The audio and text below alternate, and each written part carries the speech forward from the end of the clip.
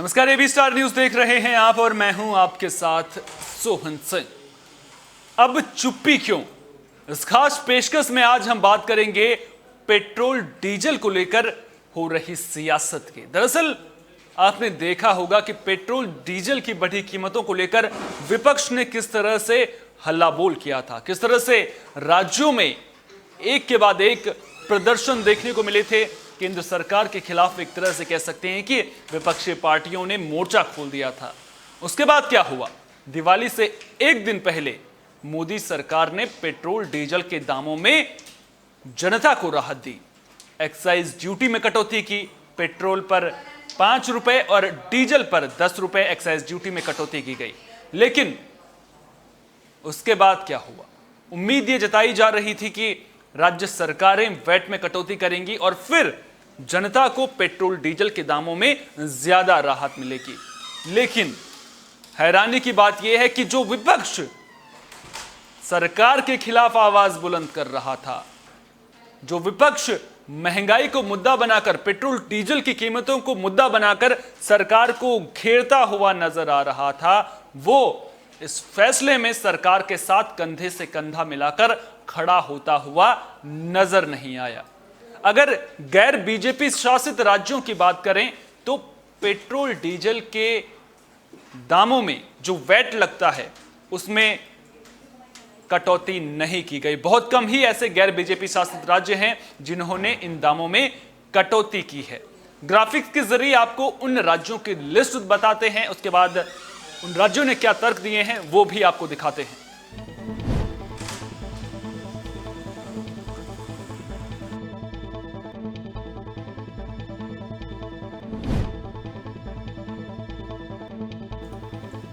सबसे पहले आंध्र प्रदेश की बात करते हैं। यहां पर राज्य में पेट्रोल की कीमत 108 रुपए 20 पैसे है और सरकार पर यह सवाल उठाया जा रहा है कि सरकार ने ज्यादा छूट नहीं दी है। छत्तीसगढ़ की बात करें तो अभी तक वैट में किसी तरह की कटौती का ऐलान नहीं किया गया है, लेकिन सरकार इस बारे में सोच रही है। पंजाब के बाद वैट में कटौती के बारे में छत्तीसगढ़ सरकार सोच जरूर रही है। बात नई दिल्ली की करें तो आप सरकार से बीजेपी कांग्रेस ने वैट में कटौती की मांग की थी और शनिवार को बीजेपी ने सीएम आवास के बाहर प्रदर्शन भी किया था कि वैट के दामों में, वैट में जो है कटौती की जाए।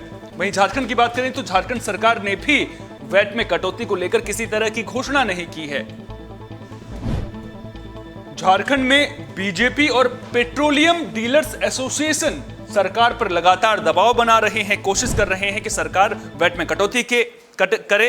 बीजेपी और पेट्रोलियम डीलर्स एसोसिएशन केरल में भी दबाव बना रहे हैं, सरकार वैट में कटौती करे, इसको लेकर के दबाव बनाया जा रहा है, लेकिन अभी तक वैट में कटौती की घोषणा नहीं की है। दूसरी तरफ जो एक्साइज ड्यूटी में कटौती सरकार के द्वारा की गई है उसको अस्थायी और चेहरा बचाने की प्रक्रिया बताया है। दूसरी तरफ महाराष्ट्र की बात करें तो राजस्व हानि के प्रभाव का हवाला देकर वैट में कटौती नहीं की गई है, तो महाराष्ट्र सरकार भी पल्ला झाड़ती हुई नजर आ रही है। राजस्थान की बात करें तो वैट में कटौती के लिए विभिन्न वर्गों के दबाव का सामना सरकार को करना पड़ रहा है। तमिलनाडु में एमके स्टालिन सरकार ने वैट में कटौती की घोषणा नहीं की है। वहीं अगर तमिलनाडु की बात करें तो एआईडीएमके चुनावी वादा एमके स्टालिन सरकार को याद दिला रही है, कह रही है कि चुनाव में घोषणा की थी, वादा किया था, लेकिन उसके बावजूद कदम नहीं उठाया गया है। पश्चिम बंगाल में उत्पाद शुल्क में कटौती को केंद्र के फैसला जो केंद्र ने लिया है उसको ममता सरकार दिखावा बता रही है, कह रही है कि सरकार केवल दिखावा कर रही है। वहीं आंध्र प्रदेश में भी ये कहा जा रहा है कि केंद्र ने पर्याप्त कटौती नहीं की है, केंद्र को ज्यादा कटौती करनी चाहिए थी। और आंध्र प्रदेश में पेट्रोल की कीमत 108 रुपए 20 पैसे है।